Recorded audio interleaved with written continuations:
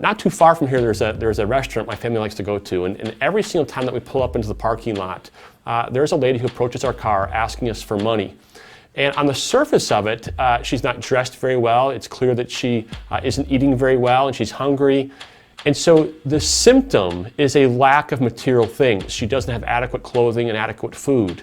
We in the West, in North America, are fundamentally materialist people. We think of the world in materialistic terms.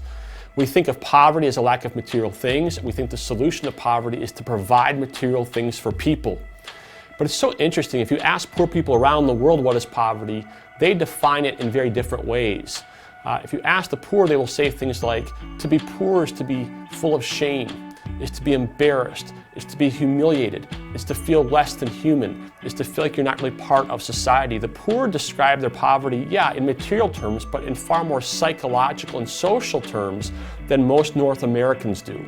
What the Bible teaches us is that God is fundamentally a relational being. He relates Father, Son, and Holy Ghost to himself. And he's wired us in his image. We're wired for relationship as well. We are fundamentally relational beings. And the scriptures teach us that each human being has been given 4 key relationships that define really what it means to be human.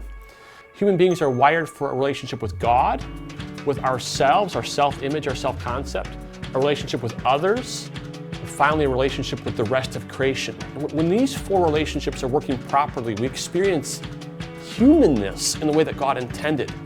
Unfortunately, the fall of humanity into sin has broken and distorted those key relationships. That woman in the parking lot who doesn't have adequate clothing and food, that inadequacy in material things is rooted in something far deeper, the brokenness that she's experiencing in her relationships with God, self, others, and the rest of creation.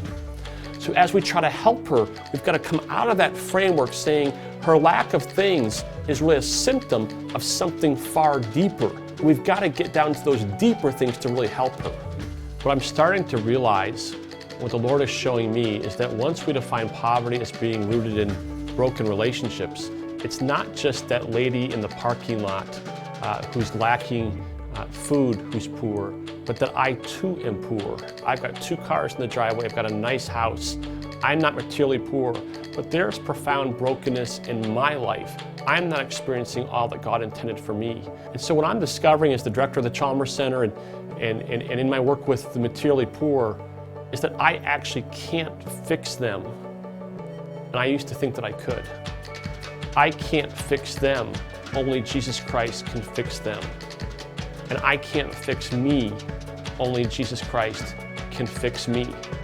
And so poverty alleviation isn't so much about me putting food in the hands of that beggar lady as much as it's taking her hand and saying to her, I'm a beggar too, but I found the bread of life, and he can heal you and he can heal me too.